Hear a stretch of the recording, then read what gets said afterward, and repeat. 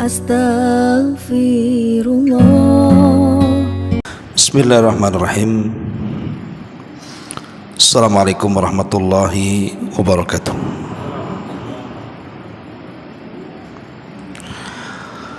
Bihamdillah wassalatu wassalamu ala rasulillah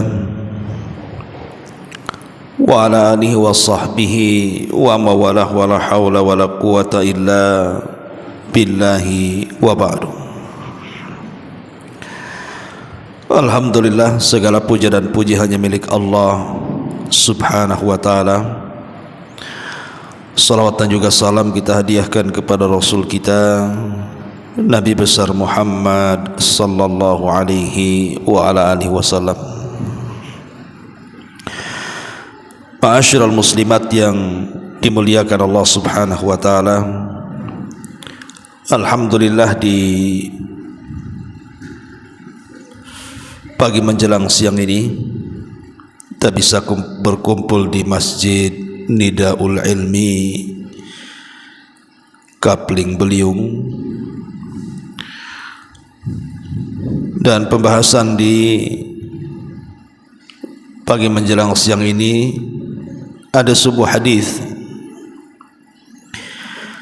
yang dikeluarkan oleh Imam Muslim dalam sahihnya. Hadis ini dari sahabat Jabir radhiyallahu anhu. Nabi sallallahu alaihi wasallam bersabda, "Inna iblisa yada'u arsyahu 'alal ma', thumma yab'atsu sarayahu fa'adnahum minhu manzilatan a'dhamuhum fitnatan. Yaji'u ahaduhum fayaqulu fa'altu kadha wa kadha, fayaqul ma sana'ta syai'a. Qala thumma yaji'u ahaduhum fayaqulu ma taraktuhu hatta farraqtu bainahu wa baina imra'atihi.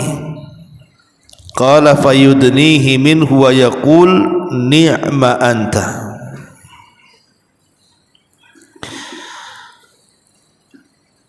Nabi sallallahu alaihi wasallam bersabda dalam hadis Jabir di sini, sesungguhnya iblis telah meletakkan singgasananya di atas lautan. Dari singgasana itulah dia mengutus para pasukannya. Setan yang paling dekat kedudukannya adalah yang paling besar fitnah dan godaannya. Di antara mereka ada yang melapor, "Saya telah melakukan godaan ini dan godaan itu." Maka iblis berkata, "Kamu belum melakukan apapun." Maka datanglah setan yang lain yang melaporkan, "Saya telah menggoda seseorang sehingga ketika saya meninggalkannya dia telah berpisah dengan istrinya alias menceraikannya." Mendengar hal itu maka kemudian iblis pun bangga dan bahagia. Kemudian iblis mengajaknya untuk duduk di dekatnya dan berkata, "Sebaik-baik setan adalah kamu." Hadis ini dikeluarkan oleh Imam Muslim dalam sahihnya. Perhatikan hadis ini, Bu. Hadis ini adalah hadis yang sangat bahaya sekali, yang menjelaskan kepada kita tentang peran iblis dalam menggoda Bani Adam. Di sini Nabi SAW mengatakan, "Inna iblisa yadau arsyahu 'alal ma'." Sesungguhnya iblis itu meletakkan singgasananya di atas lautan. Kenapa dia memilih lautan untuk membuat singgasananya? Karena iblis itu ingin menyerupai Allah Subhanahu wa ta'ala. Dalam hadis Abdullah bin Mas'ud radhiyallahu an, ketika menjelaskan tentang jarak antara satu langit ke langit berikutnya, maka dijelaskan bahwa satu langit ke langit berikutnya itu perjalanan 500 amin, 500 tahun perjalanan. Begitu juga dari langit ke langit berikutnya sampai ke langit ketujuh, termasuk dari langit ketujuh ke kursi juga kurang lebih 500 tahun perjalanan. Kemudian di atas kursi ada lautan, dan di atas lautan ada arsy, dan Allah di atas arsy. Lah ketika arsyur Rahman, arsy Allah subhanahu wa ta'ala berada di atas lautan, makanya iblis ingin menyerupakan dirinya dengan Allah subhanahu wa ta'ala, maka dia membuat singgasananya di atas lautan. Persis seperti dialognya Nabi SAW dengan anak Yahudi namanya Ibnu Sayyad, yang para sahabat menyangka dia adalah Dajjal. Lah salah satu dialog Nabi SAW dengan Ibnu Sayyad itu, ketika Ibnu Sayyad menyebutkan kalimat wa kana arsyuhu alal ma', sesungguhnya singgasananya di atas lautan, disyaratkan kepada Dajjal, maksudnya kepada iblis. Ya, karena lautan adalah tempat yang dipilih iblis untuk membuat singgasananya. Makanya hati-hati orang yang berlayar, karena lautan adalah tempat yang diambil oleh iblis dan bala tentaranya sebagai tempat tinggal mereka, bahkan sebagai markas mereka. Kemudian Nabi SAW mengatakan thumma yab'atsu saraya,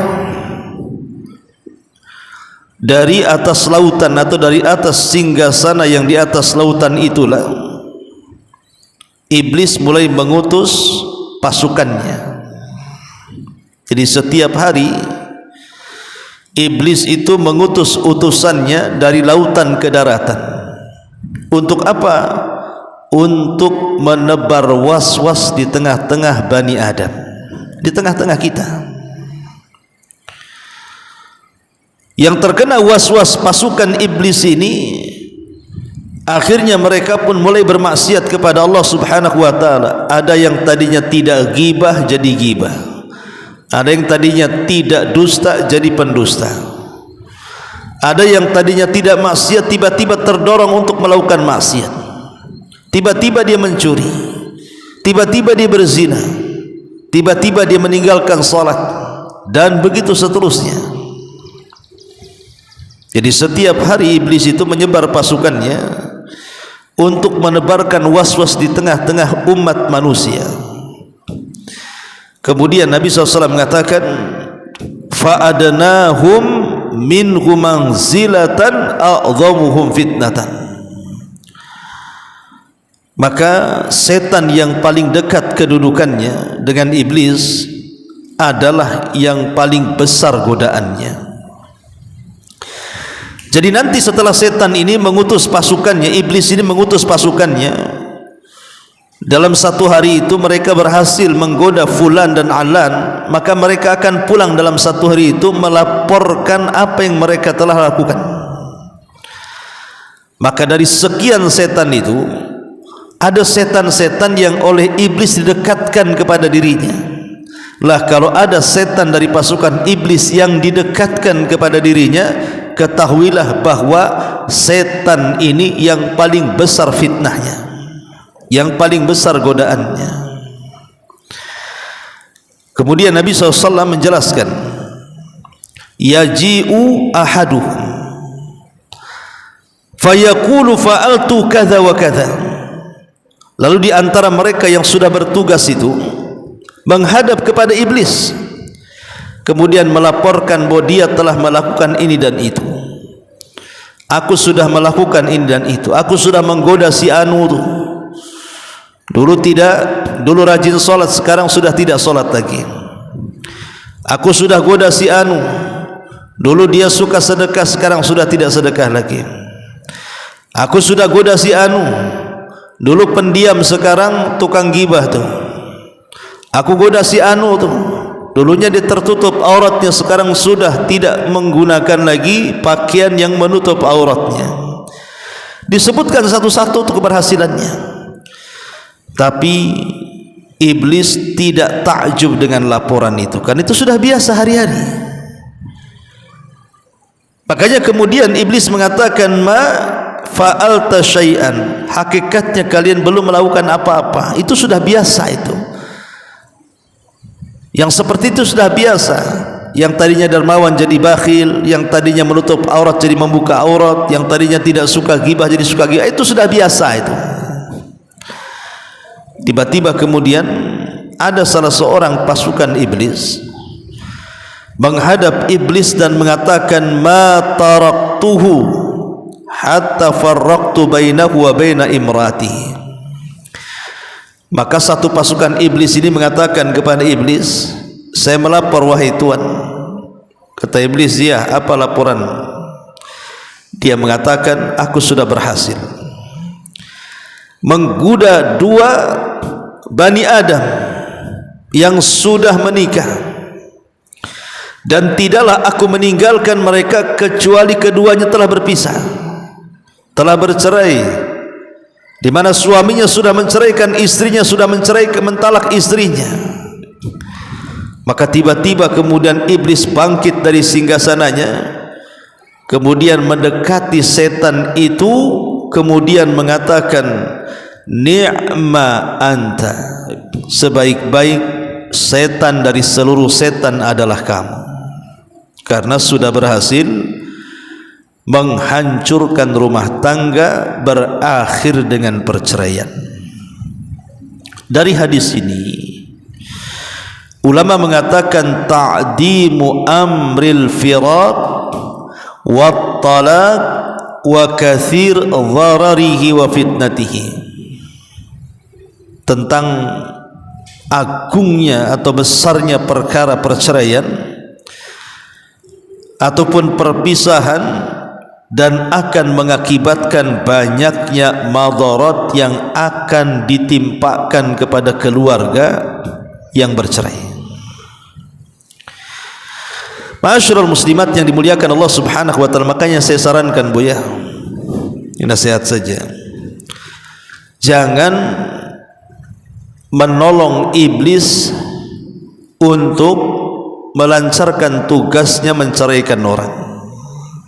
Contoh maunya Bu ya, ada teman ibu datang kepada ibu, kemudian mengeluhkan keluarganya. Ya, namanya besti, ya didengar aja kan begitu ya.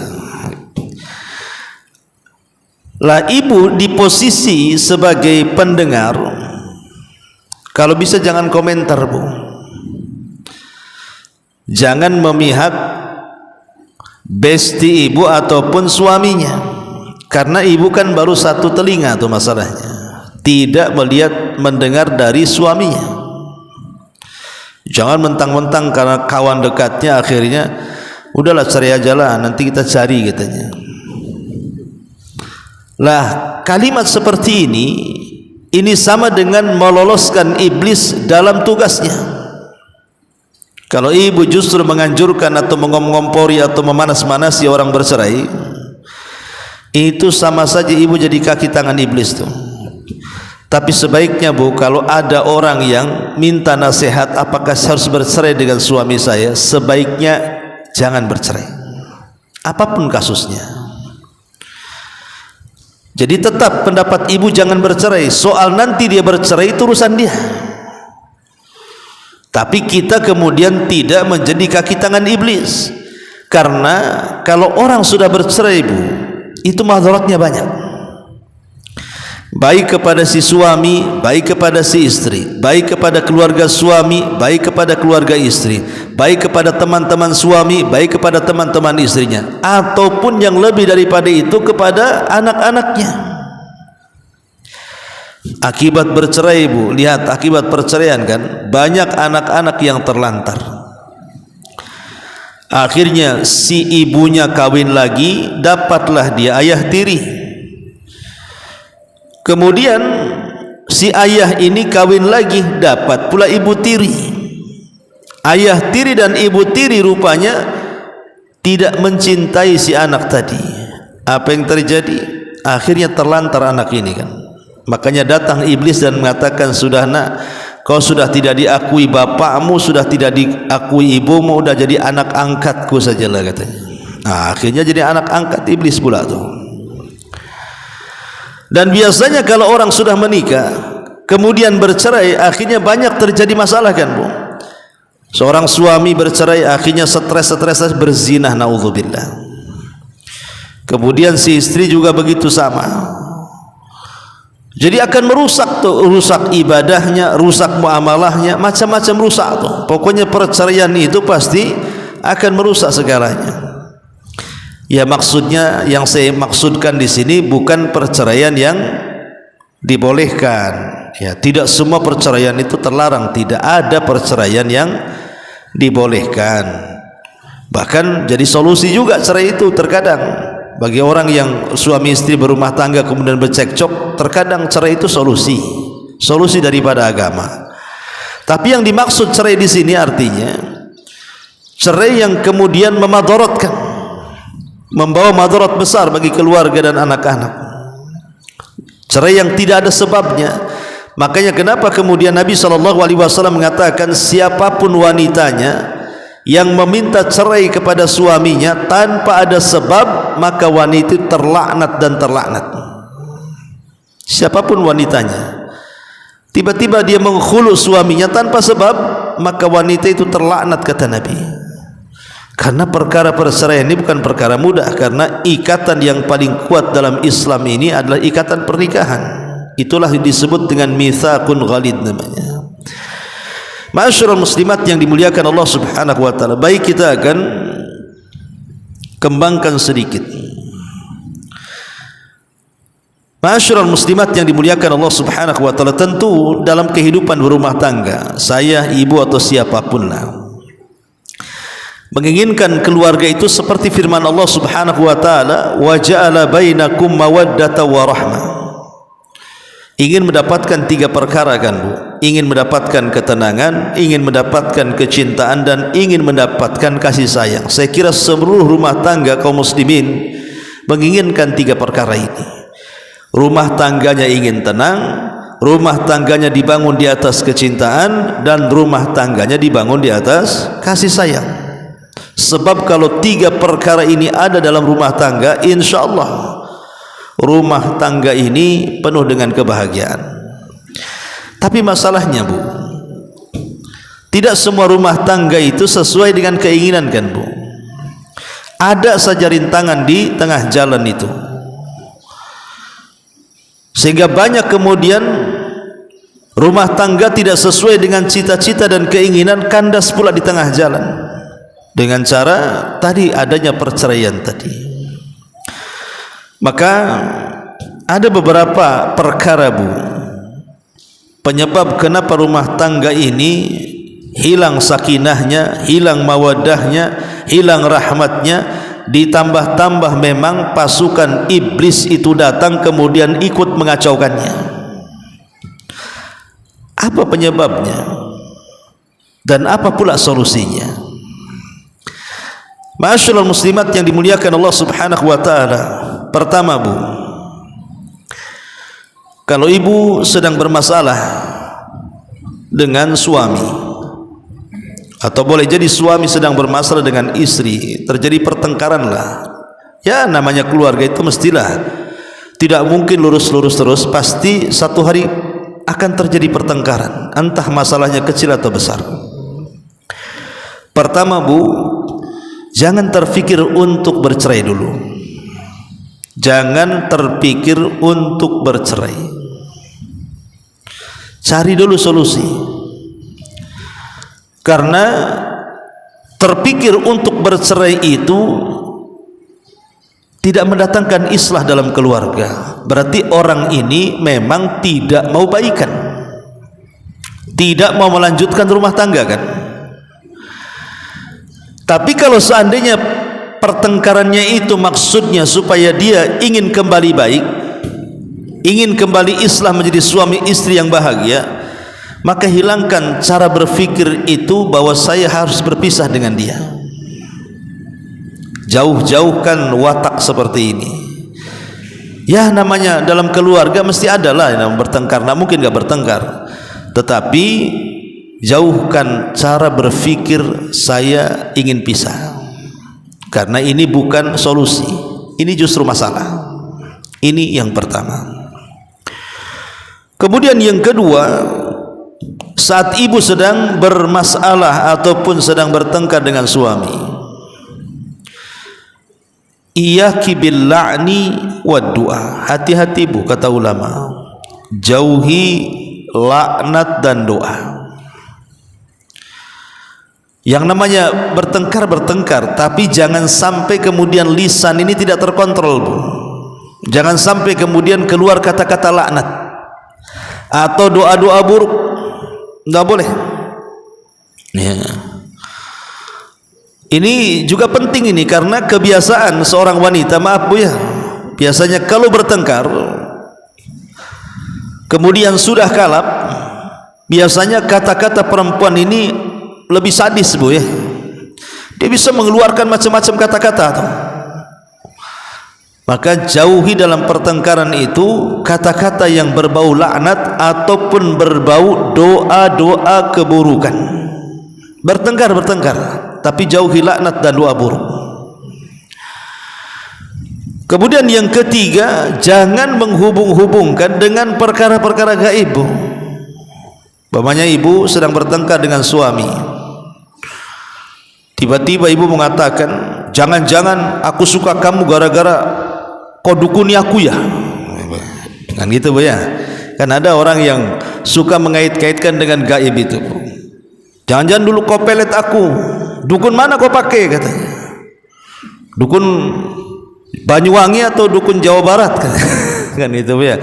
Jadi ada, tidak boleh kalau bertengkar tuh jangan dikait-kaitkan dengan perkara-perkara gaib. Ngomong gitu kok anaknya sudah 5 tuh aneh kan ya. Rumah tangganya sudah puluhan tahun, anaknya sudah banyak, bilang pula soal pelet.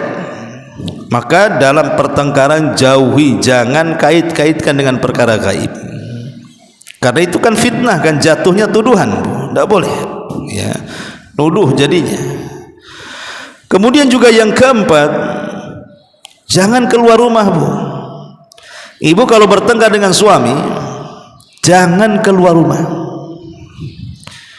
Karena seorang istri itu kalau sampai dia melangkahkan kaki dari rumah saat pertengkaran, ini bukan mencari solusi bu, ibu mencari keributan namanya. Karena tidak boleh seorang wanita dia keluar rumah tanpa izin suaminya, walaupun dalam kondisi ibu sedang damai ataupun sedang bertengkar, tetap hukum tinggal di rumah itu ibu lakukan, kecuali kalau memang ada kekerasan di situ. Lain ceritanya KDRT, kalau tetap di rumah maka ibu akan bonyok, dipukuli atau apa kan, paksalah lari dari rumah kan ya. Tapi kalau suami hanya ngomong saja, nggak menyakiti ibu dan begitu seterusnya, sebaiknya tinggal di rumah. Karena kodratnya perempuan, kata Allah subhanahu wa ta'ala, wa qarna fi buyutikun, hendaklah wanita-wanita itu diam di rumahnya. Ini yang keempat. Yang kelima ya, iya wattihami bil kadzib.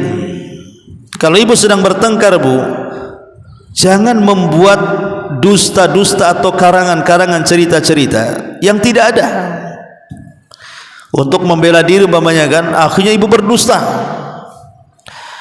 aku kata si anu engkau begini-begini, padahal itu ibu karang-karang aja tuh. Aku sudah dengar kebusukanmu, keburukanmu, si anu juga ngomong, padahal si anu nggak ngomong Kan ini jangan suka mengarang-arang. Sebab mengarang-arang cerita ini masalahnya akan melebar, Bu. Akhirnya suami bisa saja datangi si anu yang ibu sebut namanya tuh. Jadi bertengkar kemana-mana jadinya. Maka tidak boleh seseorang itu meluas ke pertengkaran dengan cara berdusta. Kemudian juga yang nomor 6, la tuwassi al masalah. Jangan meluaskan masalah, Bu. Ibu kadang-kadang masalah hanya satu, tapi yang dibicarakan semuanya. Jadi ibu kalau ada masalah dengan suami, jangan meluaskan masalah. Cukup masalah itu saja. Cukup di titik masalah yang ibu sedang bertengkar dengan suami itu masalah apa. Kadang-kadang ada seorang ibu-ibu itu kalau sudah bertengkar, dia meluaskan masalah sampai kepada tetangganya, sampai kepada keluarganya, disebut-sebut tuh. Oh, jangan-jangan keluargamu seperti itu juga katanya. Lah, keluarganya kok dibawa-bawa pula. Jadi itu penting. Kemudian yang nomor 7, jangan memasukkan ke keluarga ke dalam masalah, Bu. Jangan memasukkan keluarga ke dalam masalah. Karena ada orang yang suka memasukkan keluarga dalam masalah. Ketika ada masalah dengan suaminya, dia telepon orang tuanya, dia telepon bapaknya, dia telepon ibunya, dia telepon saudaranya, minta dukungannya, minta pasukannya. Nggak boleh, Bu. Ya, jangan memasukkan orang lain ke dalam masalah. Keluarga itu boleh masuk kalau diminta. Itu pun berdasarkan kesepakatan. Nggak boleh masuk-masukkan begitu saja. Dan ini yang paling penting, Bu. Jangan membuka lembaran lama. Iyyaka an taftahi bil madhi. Jangan membuka lembaran lama. Ya, saya akuilah kadang-kadang ibu ini punya MP3 di kepalanya kan. Rekaman 20 tahun, 10 tahun itu masih hafal kadang-kadang. Ya mungkin nggak tahu, mungkin apa ada catatannya gitu. Tapi biasanya kalau laki-laki, Bu, laki-laki itu jarang dia mengungkit perkara-perkara lama. Dia akan fokus kepada masalahnya saja. Tapi kalau ibu-ibu bertengkar, itu masalah 10 tahun yang silam, mulai harinya, bulannya, tanggalnya, tahunnya, detail dia bisa kemudian merunutkan kejadiannya tuh. Ibu jangan ya, kalau bertengkar jangan membuka lembaran lama. Titik masalah itu saja yang diselesaikan. Sebab kalau ini yang jadi masalah, ini pasti terjadi perceraian, Bu. Pasti terjadi perceraian. Ya, maka jangan membantu iblis untuk supaya terjadi perceraian di antara sepasang suami istri. Kemudian juga al-ghiratu zaidah, cemburu yang berlebihan. Cemburu itu boleh dalam Islam, bahkan itu tanda cinta kan. Orang kalau tidak cemburu berarti tak cinta dia. Justru cemburu itulah yang merekatkan hubungan suami istri. Tapi ada cemburu-cemburu itu yang melampaui batas, sehingga terkadang tugas malaikat raqib dan atid itu ibu pula yang pegang. Ini suami baru pergi nih, di mana bang? Sama siapa? Lagi ngapa di situ? Jam berapa balik? Ya. Awas kalau tak balik. Ini sudah jam sekian bang. Nah, terus akhirnya kemudian gimana suami loh kalau keluar dipantau seperti ini kayak dibuat anak-anak. Oh, lama-lama ya suami juga stres kan, Bu. Dia bukan robot kan gitu. Maka terkadang cemburu zaidah tambahan ini bukannya menunjukkan rasa sayang, Bu, rasa cinta seorang wanita kepada suami, justru ini membuka pintu talak. Ya, maka serahkanlah kepada Allah Subhanahu wa ta'ala. Pokoknya serahkan, doakan suami di luar sana tidak ada masalah, serahkan. Ya. Kemudian juga jauh khianat, Bu. Jauhi berkhianat. Karena suami itu tidak suka. Saya sekarang menjelaskan ibu aja ya, nasihatkan ke ibu. Saya depan saya tidak ada suami, makanya saya fokus ke ibu-ibu aja. Jadi hindari al-khianat. Contoh umpamanya, insya Allah kalau ibu sudah ngaji, sudah hijrah, insya Allah lah, mudah-mudahan Allah lindungi kan. Tapi kalau di luar sana Bu, orang-orang awam itu yang mereka sudah punya suami tapi berdandannya itu di luar kayak tidak punya suami, akhirnya menggoda laki-laki lain, menggoda tetangga, menggoda teman-temannya yang lama, dan begitu seterusnya, akhirnya jatuh kepada pengkhianatan. Seorang suami ketika melihat istrinya berkhianat dengan seorang istri ketika melihat suaminya berkhianat itu berbeda Bu. Kalau seorang istri biasanya melihat suaminya selingkuh, biasanya ya boleh jadi mungkin hilang cintanya, hilang sayangnya, tapi dia akan berusaha mempertahankan rumah tangganya, apalagi kalau si istri itu cinta dengan suaminya.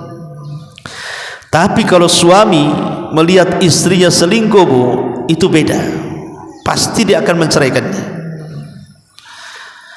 Makanya hindari khianat dalam rumah tangga itu. Kemudian juga adamul ihtimam bil madhar, juga di antara sebab kenapa hilangnya sakinah, mawaddah, warahmah, kemudian juga munculnya percekcokan, pertengkaran sampai kepada tingkat perceraian, itu karena ibu tidak ada ihtimam. Ihtimam itu maksudnya tidak ada semangat ya dalam madhar. Madhar itu sesuatu yang tampak dari pakaian ibu, penampilan ibu, wajah ibu di hadapan suami. Seolah kalau ibu sudah menikah dengan suami itu tidak mungkin cerai 100 tahun kan itu. Enggak begitu Bu. Jadi di antara sebab hilangnya juga perasaan sakinah mawaddah warahmah itu ketika ibu tidak jaga penampilan. Ya, penampilan itu bisa saja dari fisiknya dijaga, dirawat gitu ya, atau mungkin dari akhlak, atau mungkin dari lisan, ucapan ya. Maka robahlah. Jadi kalau bisa setiap hari itu ada perubahan gitu ya, walaupun mamanya sudah lama menikah, karena itu penting madhar dalam keluarga itu. Betapa banyak suami yang benci dengan istrinya gara-gara ucapannya yang kasar. Ada juga gara-gara penampilannya yang kurang menarik. Ada juga yang akhlaknya kurang beradab, dan begitu seterusnya kan Bu. Madhar itu penting dalam perhatikan. Termasuk juga hindari al-kadzib, dusta. Dusta itu maksudnya dusta yang fahish, dusta yang menjadikan seorang suami akhirnya bertengkar dengan orang lain. Sering saya contohkan umpamanya begini, ibu curhat sama suami, bang, itu tetangga sebelah itu kayaknya kurang ajar sama saya bang. Kenapa dek? Saya setiap lewat di depan rumah dia itu dia pandangi aku aja katanya. Padahal ini tetangga ini tidak pernah mandangi dia. Tapi memang ibu hendak mencari konflik dengan tetangga kan. Ya suami apa enggak cemburu, bisa bertengkar tuh. Boleh jadi mungkin sekali-kali dia mandang, entah mandang ke arah mana, terpandanglah ibu kan begitu. Bukan berarti kemudian dia pandang terus dan begitu. Ya kalau jelas-jelas memang dia memandang terus, perhatikan terus, membidik terus, bolehlah kita laporkan kan. Tapi kalau selama bertetangga hanya 2 kali dia pandang, boleh jadi mungkin dia memandang baju ibu yang tidak serasi dengan kulit kan, nggak tahu juga. Ibu hitam, kemudian pakaian putih, hitam putih kan ini. Tengokinlah sama tetangga tuh. Jadi kalau seandainya kemudian berdusta dengan sampai tingkat dustanya itu mengakibatkan pertengkaran, nah ini bahaya Bu. Ya. Termasuk al-ihanah, jangan sampai merendahkan suami. Bertengkar tapi jangan merendahkan suami di hadapan anak-anak. Jangan sampai merendahkan suami di hadapan keluarga. Termasuk kasratul intiqadi wasyaqwa. Ulama mengatakan banyak mengkritik dan banyak mengeluh. Jangan suka banyak mengkritik dan banyak mengeluh. Itu suami tidak suka yang seperti itu.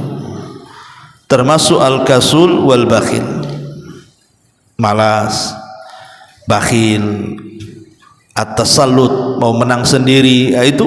Itu yang hal-hal yang seperti ini, Bu, ini pemicu hilangnya sakinah, mawaddah dan rahmah. Intinya jangan sampai kemudian perkara-perkara ini menjadikan iblis ini berhasil untuk mencerai-beraikan rumah tangga kaum muslimin yang target utamanya adalah orang yang berkeluarga.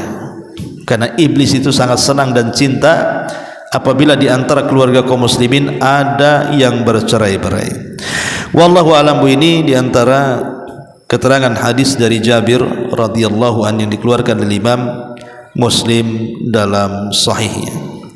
Sebelum saya tutup, silahkan Bu kalau ada yang mau bertanya. Pertanyaan Ustaz. Ya. Pertanyaan pertama, seorang berhutang dengan saya, dia bayarnya cicil 2 kali, pada cicilan 1 dan cicilan pertama, dan yang kedua dia melebihkan uang cicilan dari kesepakatan. Saya sudah menolak karena takut itu riba, tapi si peminjam mengatakan kalau kelebihan uang itu untuk anak saya. Bagaimana Ustaz hukum uang kelebihan tersebut? Apakah harus kami kembalikan atau gimana? Ya, alhamdulillah. Membayar hutang itu sebuah kewajiban karena termasuk jazaul ihsan ilal ihsan. Kalau orang berbuat baik kepada kita, maka hendaklah kita berbuat baik kembali kepada orang yang telah berbuat baik kepada kita. Orang itu sudah berbuat baik kepada kita, meminjamkan uangnya, maka apabila sudah sampai temponya, balikan. Jangan membalas kebaikan dengan keburukan. Nah, salah satunya juga kalau mau melebihkan dari bayaran itu jauh lebih baik lagi. Jadi ibu utang sama saya 100, kata saya bayar bulan depan Bu ya. Kemudian ibu melebihkan 110, maka itu sebuah kebaikan Bu. Melebihkan bayaran hutang sebuah kebaikan karena itu bentuk balas budi namanya. Yang jadi riba itu kalau pihak peminjam memang terkenal rentenir atau suka membungakan uang, ngomong atau tidak ngomong, bicara atau tidak bicara, memang dikenal kalau minjam sama dia 100 harus balikan 110. Lah kalau itu yang terjadi maka tidak boleh, itu sudah masuk pada riba. Tapi kalau ibu meminjam kepada orang yang tidak dikenal dia suka membungakan uang, meribakan uang, maka sebagai budi baik kita, maka kita lebihkan. Ya, dan ibu terima saja kalau saya lebihkan, itu hadiah karena sudah berbuat baik kepada orang itu, namanya busyrul ajil namanya. Itu kabar gembira yang didahulukan di dunia. Karena ada orang yang melebihkan dari hutang yang kita hutangi, padahal niat saya ngutangi itu ingin dapat pahala, rupanya bukan hanya dapat pahala tapi juga dapat kelebihan dari pembayaran tadi. Tidak ada masalah, tidak usah dibalikan. Ya, wallahu a'lam. Ya. Buang angin setelah salam pertama, sebelum salam kedua, apakah sholatnya sah atau harus diulang? Ya, alhamdulillah. Hukum dalam salat, salam itu bagian daripada rukun. Salam itu bagian daripada rukun. Apakah kemudian kedua-dua salam, maksudnya salam assalamualaikum, assalamualaikum, ataukah salam ke kanan saja? Ada yang mengatakan bahwa yang rukun itu adalah salam ke kanan saja, ke kiri itu sunnah. Ke kiri itu sunnah. Artinya kalau seandainya seseorang sudah salam ke kanan tiba-tiba mengeluarkan angin dan dia belum salam ke kiri, dianggap sah karena sunnah, kan begitu ya. Lain kalau dia rukun, ya. Itu sebagian para ulama mandang seperti itu. Ada yang mengatakan dua-duanya rukun. Kalau dua-duanya rukun berarti kalau kentut belum salam ya batal sholatnya. Tapi wallahu alam, ya, bahwa salam yang rukun itu adalah salam ke kanan. Jadi kalau seandainya orang sudah salam ke kanan, assalamualaikum warahmatullahi gitu ya, maka itu sudah sempurna sholatnya. Karena ke kiri ini hukumnya sunnah saja. Wallahu a'lam. Ya, sampai di sini. Subhanakal bihamdika asyhadu an la ilaha illa anta astaghfiruka wa atubu ilaik. Allahu taala alam. Assalamualaikum warahmatullahi wabarakatuh.